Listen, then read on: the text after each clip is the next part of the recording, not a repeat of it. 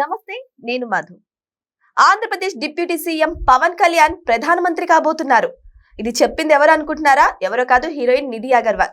మరి ఏ సందర్భంలో చెప్పారు? నిజంగానే ప్రధానమంత్రి కాబోతున్నారా అనే విషయం గురించి రోజు మనం తెలుసుకుందాం. ప్రస్తుతం మనతో పాటు ఉన్నారు సీనియర్ జర్నలిస్ట్ సిఎస్ రావు గారు. వారిని అడిగి మరిన్ని విషయాలను తెలుసుకుందాం. నమస్కారం సార్.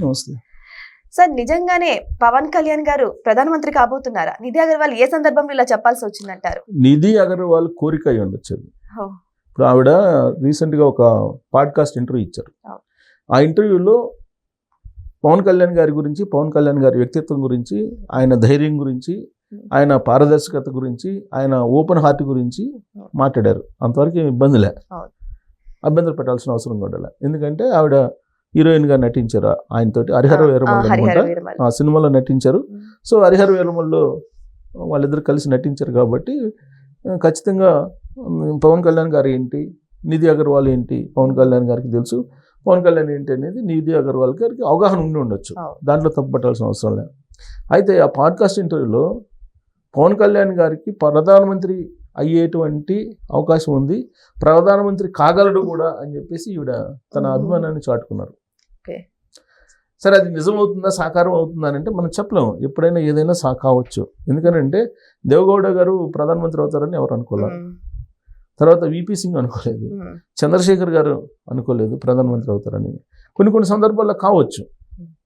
కానీ ఇప్పుడున్నటువంటి పొజిషన్లో పవన్ కళ్యాణ్ గారిని ప్రధానమంత్రిగా అవుతారు, ప్రధానమంత్రి అయ్యే అవకాశం ఉందని చెప్పి నిధి అగర్వాల్ చెప్పారంటే, ఒక హీరోయిన్ చెప్పారంటే దాన్ని మనం అభిమానం కింద తీసుకోవాల్సింది తప్పితే దానికి సంబంధించిన క్యారెక్టరిస్టిక్స్ అంటే కావడానికి కొన్ని పొలిటికల్ బలమైనటువంటి అంశాలు ఎక్కడైనా ఉన్నాయంటే కనిపించట్లా. ఒక ఎన్డీఏలో ఆయన ఉన్నారు అనేది మాత్రమే కనిపిస్తుంది తప్పితే అంతకుమించి ప్రస్తుతానికైతే ఏం కనిపించట్లా. ఇప్పుడు ఆయన ముఖ్యమంత్రి కావడానికే రకరకాలుగా ఈక్వేషన్స్ ఉన్నాయి. పైగా ఆయనే చెప్తున్నారు, నేనేం అధికారం కోసం నేను పార్టీ పెట్టలేదు, ప్రశ్నించడానికి పెట్టాను, ఆంధ్రప్రదేశ్ ప్రజల కోసం పెట్టాను, ఆంధ్రప్రదేశ్ ప్రజల సేవ కోసం పెట్టాను, నేనేం అధికారం కోసం నేను పెట్టలేదు, నాకు అసలు సీఎం పదవి కూడా అవసరం లేదు, వద్దు అని చెప్పారు ఆయన 2024 ఎన్నికల ముందు. కేవలం రాష్ట్ర ప్రయోజనాలు మాత్రమే నాకు ముఖ్యము అని చెప్పారు. ఆయన పార్టీ పెట్టింది మూల సిద్ధాంతం ఏంటి? కులాల ప్రస్తావన లేని, మతాల ప్రస్తావన లేని, కులాలను కలిపేటువంటి సిద్ధాంతం ఆయనది. అది కులాలను కలిపే, మతాల ప్రస్తావన లేనటువంటి సిద్ధాంతం ఆయన పార్టీది. కానీ ఇప్పుడు ఏమంటున్నారు ఆయన, హైందవ ధర్మానికి మించినటువంటి ధర్మం లేదు, హిందూ ధర్మాన్ని ఏదన్నా అంటే కనుక తాట తీస్తా తోలు తీస్తా అని చెప్పేసి తిరుపతిలో ఆ రోజున లడ్డు కల్తీ సందర్భంగా అది చేశారు. ఇది ప్రాయశ్చిత దీక్ష చేసి అది ముగింపు సందర్భంగా ఆయన మాట్లాడినట్టు మాటలు. ఆ తర్వాత రీసెంట్గా కూడా అనేక సందర్భాల్లో హిందూ మతం, హిందూ ధర్మం, సనాతన ధర్మం వీటన్నిటి గురించి మాట్లాడుతున్నారు. మరి మతాల ప్రస్తావన లేనటువంటి కులాలను కలిపే సిద్ధాంతం పార్టీది. మరి ఎలా ఆ పార్టీకి సిద్ధాంతం అనేది ఒకటి. రెండే, అసలు నేను అధికారం వద్దు, నాకు అసలు పదవులు వద్దు అని చెప్పి అంటున్నారు. పదవుల కోసం నేను పార్టీ పెట్టలేదని చెప్తున్నారు ఆయన. ఇంకోటి ఏంటంటే ఇప్పుడైతే డిప్యూటీ సీఎం అయ్యారు. అంతకుముందు ఏంటి, పట్టుమని 10 రోజుల పాటు నేరుగా ప్రజల్లో ఉండలేరు అనేటువంటి అభిప్రాయం ఆయన మీద ఉంది. ఆ అభిప్రాయాన్ని బలంగా తీసుకెళ్ళింది వైఎస్ఆర్ కాంగ్రెస్ పార్టీ. సో అలాంటి ఆయన ఇవాళ రివ్యూ మీటింగుల్లో కూడా, ఇప్పుడు ఆయనకు పంచాయతీరాజ్, రూరల్ డెవలప్మెంట్ అండ్ అటవీ శాఖ డిపార్ట్మెంట్స్ ఉన్నాయి. ఈ డిపార్ట్మెంట్స్ను కోఆర్డినేట్ చేసుకోవడానికి కూడా ఫైల్స్ అన్నీ కూడా పెండింగ్లో ఉన్నాయని చెప్పేసి ఆ డిపార్ట్మెంట్ గురించి సచివాలయంలో జరుగుతున్నటువంటి చర్చ. ఇప్పుడు ఆ డిపార్ట్మెంట్లకి ఫైల్ వెళ్ళిందంటే మళ్ళీ ఎప్పుడు తిరిగి వస్తుందో తెలియనటువంటి సిచ్యువేషన్ ఉందని చెప్పి చెప్తూ ఉంటారు. అంటే రివ్యూ మీటింగ్లు పెట్టి ఎప్పటికప్పుడు క్లియర్ చేస్తే కనుక ఇలాంటి పరిస్థితి రాదు. అయితే కాకపోతే రాబోయే రోజుల్లో మారకూడదు అని చెప్పి అంటానికి లేదు, మారచ్చు ఆయన. అంటే ప్రైమరీగా రాజకీయాలు ఎలా ఉంటాయి, పరిపాలనలో ఉన్నప్పుడు ఎలా ఉంటుంది, పరిపాలనలో లేనప్పుడు, ప్రతిపక్షంలో ఉన్నప్పుడు ఎలా ఉంటుంది అనేది ఆయనకు అనుభవం లేదు పూర్తి స్థాయిలో. ఇప్పుడిప్పుడే అధికారంలో ఉన్నప్పుడు ఎలాంటి బాధ్యతలు ఉంటాయి, ప్రతిపక్షంలో ఉన్నప్పుడు ఎలా అయినా ఉండొచ్చు, అధికారంలో ఉన్నప్పుడు అలా ఉండడానికి లేదు అనేది అర్థమవుతుంది ఆయన. ఇప్పుడిప్పుడే అర్థమవుతుంది. అందుకే ఆయన ఏమన్నారంటే, డిపార్ట్మెంట్ అన్నిటి మీద కమాండ్ ఉన్నటువంటి లీడరు లోకేష్ గారు అని చెప్పి అన్నారు. అంటే తనకి మిగతా డిపార్ట్మెంట్ల మీద కమాండ్ లేదని చెప్పేసి ఆయనే ఇండైరెక్ట్గా భావించినట్టే అనుకోవాలి కదా. అన్ని డిపార్ట్మెంట్ల మీద కమాండ్ ఉన్నటువంటి లీడరు లోకేష్ గారు అని చెప్పేసి ఆయనే కామెంట్ చేశారు రీసెంట్గా. అంటే ఆయన మీద ఆయనకి పరిపాలన మీద పట్టు సాధించగలమా లేదా అనేటువంటి ఒక సందేహంలో వస్తున్నటువంటి మాటల కింద భావించాలి వాటిని మనం. సరే విమర్శించే వాళ్ళు విమర్శించవచ్చు కానీ బట్ ఆయన చెప్పిన మాటలను బట్టి మనం అదే అనుకోవాలి, మన విశ్లేషణ అదే చేసుకోవాలి.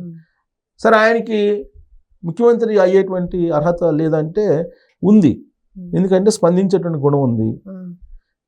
ఆయన ఏదన్నా నిర్ణయం తీసుకోవాలనుకుంటే టక్కన తీసేసుకుంటారు. ఆ మధ్యకాలంలో కాకినాడ పోర్టుకి వెళ్ళి సీజ్ ద షిప్ అన్నారు. సో దాంతో పౌర సరఫరాల శాఖలో అప్పటి వరకు జరుగుతున్నటువంటి బియ్యం స్మగ్లింగ్ అనేది కొంత ప్రజల్లోకి వెళ్ళింది. అది ఆగినా ఆకపోయినా ఆగలేదు, అది అందరికీ తెలుసు ఆగలేదు, కానీ ప్రజల్లోకి వెళ్ళింది. ఓ ఇంత పెద్ద ఎత్తున స్మగ్లింగ్ జరుగుతుందా అనేది వెళ్ళింది. ఆ తర్వాత మీకు అటవీ భూమిని ఆక్రమించుకున్నటువంటి పెద్దిరెడ్డి రామచంద్రారెడ్డి గారి కుటుంబం, వాళ్ళ కుటుంబాన్ని కూడా బయటికి లాగగలిగారు. మిథున్ రెడ్డి గారిని వీళ్ళందరినీ లాగగలిగారు. సో అలాగే అసైన్ ల్యాండ్స్ ఆక్రమించుకున్న జగన్మోహన్ రెడ్డి సరస్వతి పవర్ ప్రాజెక్ట్ ఏదైతే ఉందో దాంట్లో అసైన్ ల్యాండ్స్ని వెనక్కి తీసుకోగలిగారు. అంటే షార్ప్గానే ఉన్నారు. కాకపోతే మిగతా డిపార్ట్మెంట్లు అన్నిటి మీద కమాండ్ రావటం, ఓపిక్గా రివ్యూ మీటింగ్లో కూర్చోవటం, అర్థం చేసుకోవటం, స్పాంటేనియస్గా డెసిషన్స్ తీసేసుకోవటం తప్పు లేకుండా నేను అనేది, ఇవన్నీ కొంత టైం బీయింగ్లో అలవాటు అవుతాయి.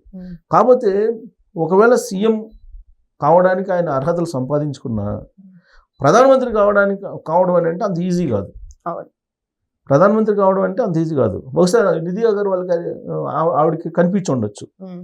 ఇది దగ్గరగా ఇప్పుడు మనకన్నా దగ్గరగా చూసుంటారు కాబట్టి ప్రధానమంత్రి కాగల కెపాసిటీ పవన్ కళ్యాణ్ గారికి ఉందని చెప్పి ఆవిడ నిర్ధారించుకొని ఉండొచ్చు.